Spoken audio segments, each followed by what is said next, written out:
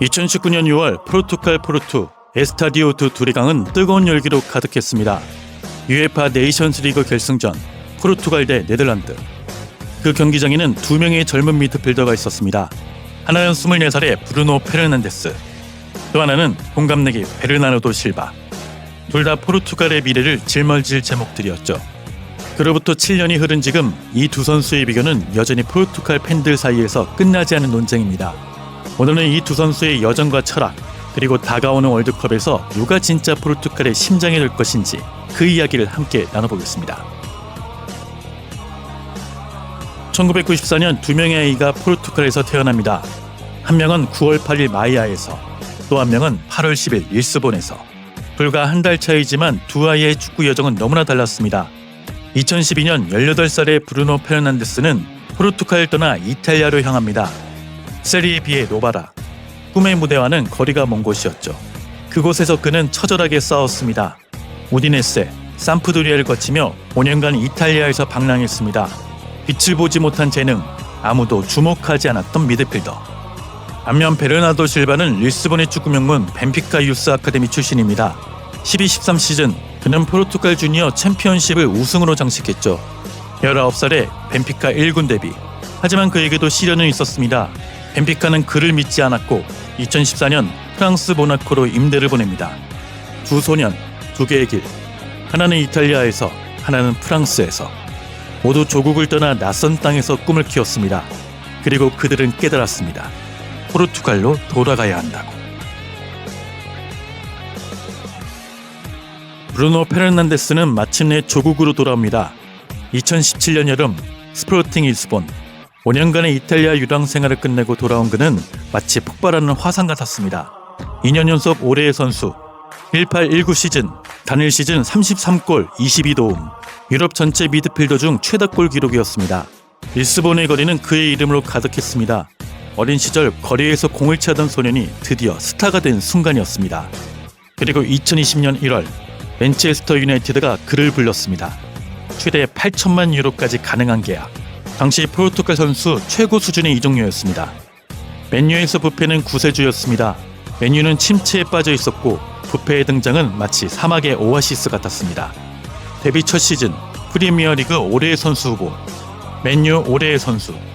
그는 팀의 모든 공격을 조율했고 모든 세트피스를 책임졌습니다. 2023년 7월 그는 맨체스터 유나이티드의 주장완장을 받습니다. 2024년 FA컵 결승 맨체스터 시티를 상대로 2대1 승리, 주장으로서 첫 트로피였습니다. 2015년 모나코는 베르나르도 실바를 정식으로 영입합니다. 16-17 시즌 기적이 일어납니다.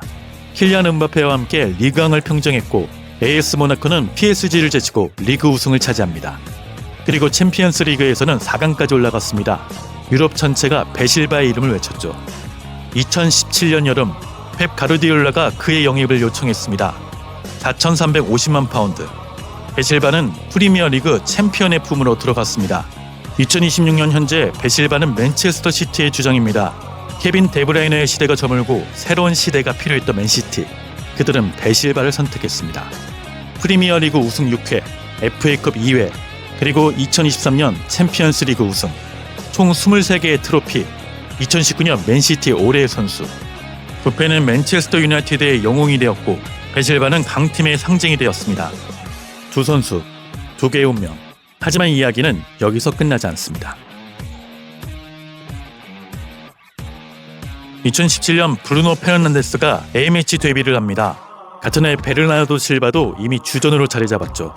2018년 월드컵 두 선수 모두 출전했지만 포르투갈은 16강에서 우루과이에게 패배합니다.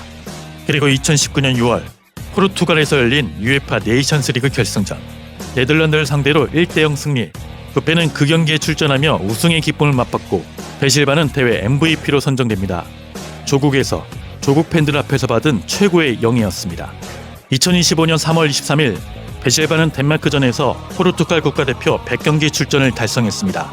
조국을 위해 100번 뛴 남자. 그는 이제 포르투갈 역사에 영원히 기록될 레전드입니다. 부페도 뒤처지지 않습니다. A매치 80경기 출전, 25골. 2024 유로 예선에서 그는 최다 어시스트를 기록하며 포르투갈의 유로 본선 진출을 이끌었습니다. 포르투갈 역사상 가장 빠른 메이저 본선 진출이었습니다. 둘은 각자의 방식으로 빛났습니다. 부페는 대표팀에서 결정적 순간에 공격 포인트를 기록하며 존재감을 드러냈습니다. 하지만 부페의 스타일은 자유가 필요합니다. 감독 스타일에 따라 기복이 있는 모습을 보일 때가 있습니다. 그래서 때로는 부페가 현재 포르투갈 시스템에서는 제 실력을 보여주지 못한다는 평가도 나옵니다. 베실바는 반대로 전술적 유연성으로 어떤 감독 아래에서도 자신의 역할을 수행해왔습니다. 산투스 감독 시절에는 오른쪽 윙어, 마르티니스 체제에서는 중앙과 하프 스페이스를 자유롭게 오가며 포르투갈의 빌드업을 설계하고 있습니다. 베실바가 없으면 포르투갈의 패스 루트는 무너집니다. 부페의 플레이는 예측 불가능하고 위험하고 찬란합니다.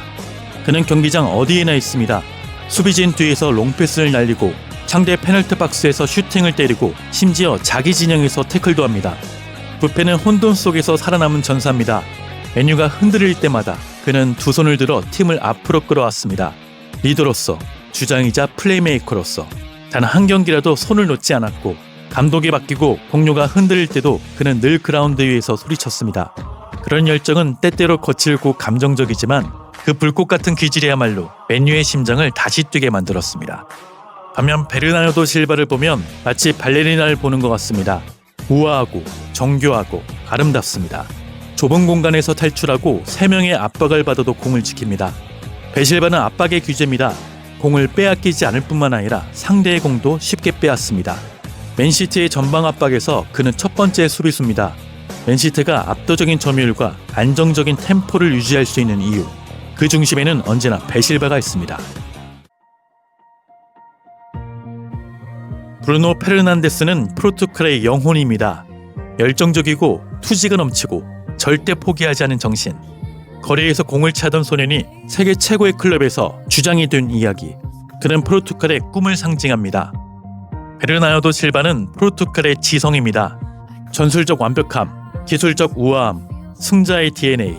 명문 아카데미에서 자라 세계 최고의 팀을 6번이나 우승으로 이끈 이야기. 그는 포르투갈 축구의 완성을 상징합니다. 2026년 월드컵이 다가오고 있습니다. 호날두는 이제 40대가 넘었고 언제 은퇴해도 이상하지가 않습니다.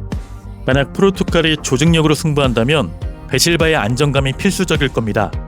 하지만 위기의 순간, 한 골이, 한 번의 패스가 필요할 때 부페의 용기와 결단이 포르투갈을 구할지도 모릅니다. 어쩌면 우리가 해야 할 질문은 누가 더 중요한가가 아니라 이들이 함께 있다는 게 얼마나 행운인가일지도 모릅니다.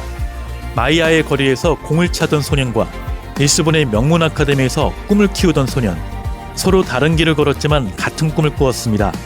그리고 2026년 4월, 그들은 여전히 그라운드에 뛰고 있습니다. 초록색과 붉은색 유니폼을 입고 조국을 위해. 이것이 바로 포르투갈 축구의 힘입니다. 결국 포르투갈의 심장은 하나가 아니라 2개일지도 모릅니다. 그리고 그 두 박동이 함께 뛸 때 포르투갈은 다시 세계 정상에 설 수 있을 겁니다.